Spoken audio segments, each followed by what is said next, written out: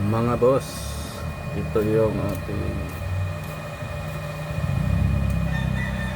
solar setup mga boss, no?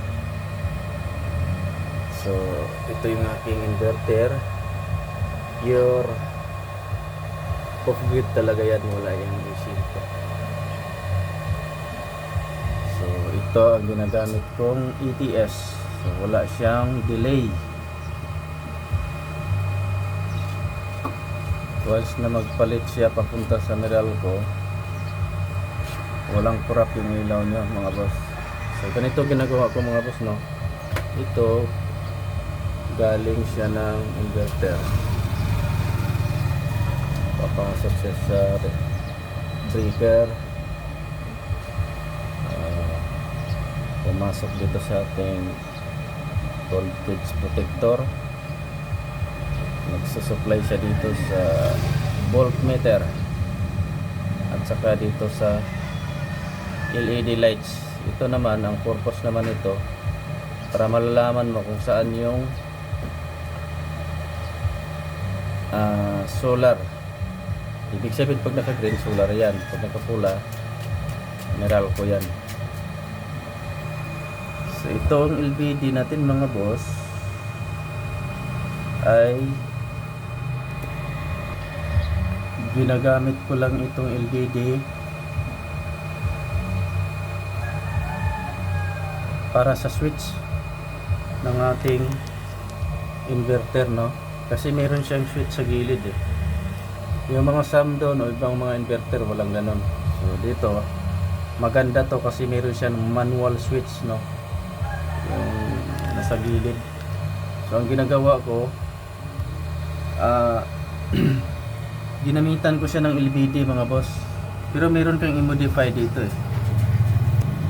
Meron kang i-modify dito sa meron kang puputulin na linya, no?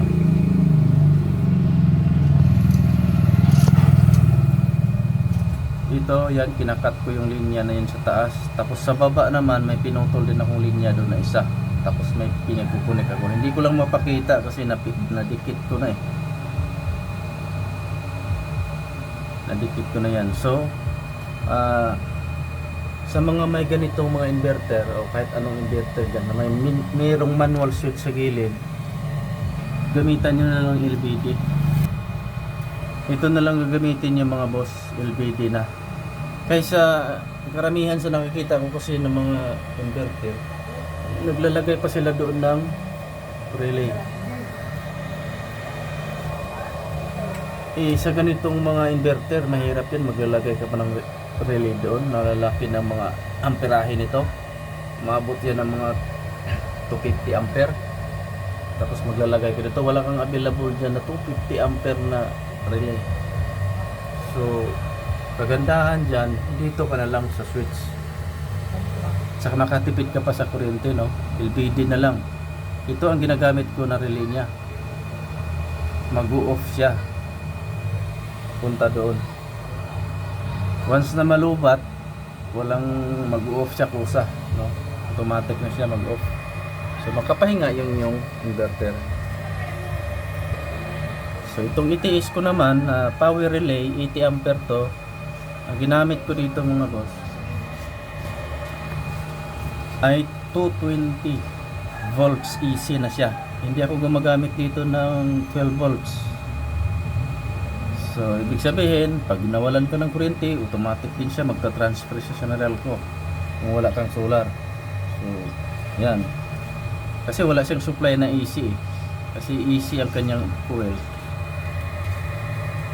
So yan, para hindi na kayo maglalagay ng isa pang LVD, rektan nyo na dito sa AC.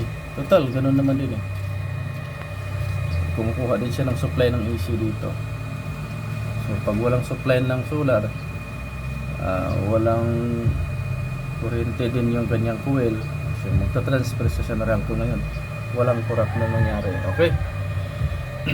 Yun lang may payo ko sa inyo mga boss sa magandang setup na ganun ito.